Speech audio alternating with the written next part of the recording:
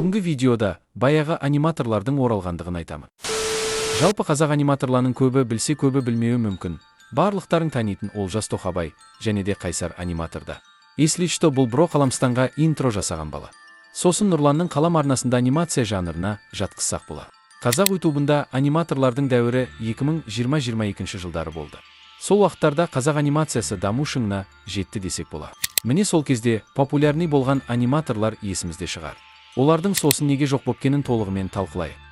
Аниматорлардың қалай оралғандығын айттас бұрын. Бірінші, неге ютубты тастап кеткенін айтуды жөн көремін. Менің ойымша, оның бір нақты себебі жоқ сияқты. Бір білетінім, аниматорлардың жай ғана желаниясы қашып кетті. Себебі барлықтарың білетіндей, сол кезде Кескін деген аниматорлар болған. Сол группа ақыр соңында ыдырап тынды. Содан кейін көптеген аниматорлар карьерасын тастады. Бұл бірінші себеп. Ал екінші себебі Нұрланның анимация каналын тастап кетуі. Сөздің керек, Нұрлан ғана активті ұстап тұрды. Ол тастағаннан кейін бәрі біртіндеп тастай бастады. Менің ойымша, осы жағдайлар себепші болды. Сіздер қалай ойлайсыздар? Комментарийге жазыңдар. Енді аниматорлар ютубты тастағаннан кейін не болды деген сұрақ туындауы мүмкін.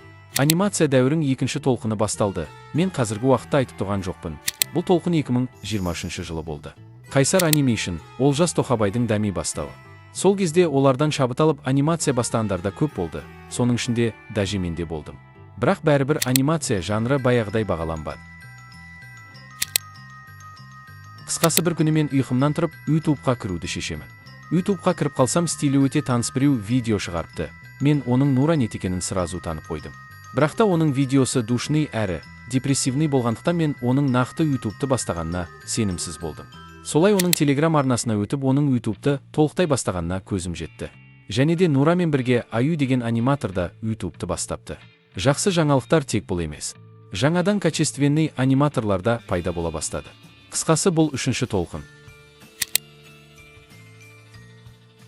Бұл жайтқа неге сонша қуандың? Аниматорлар көбейсе, мұның қандай артықшылықта болады десеңдер. Егер қазақ аниматорлар көбейсе, конкуренция болады.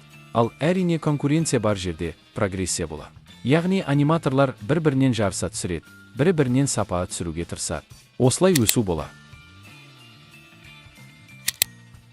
Менің жеке пікіріме келсек, мен анимацияның дамығанын қолдаймын. Ютубты бастаған аниматорларды мен әрқашан қолдауға дайынмын. Жаңа аниматорлар каналдары ссылкада, оларға тіркеліңдер шыпшы. Және де айтарым, анимацияны қолдаңдар. Қазақстанда бұл контент ерекше бағалануы тиіс. Себебі сөздің керек летсплей жанры ғана Қазақстанда дамыған. Ал осымен менің айтарым бітті. Сау болыңдар достар.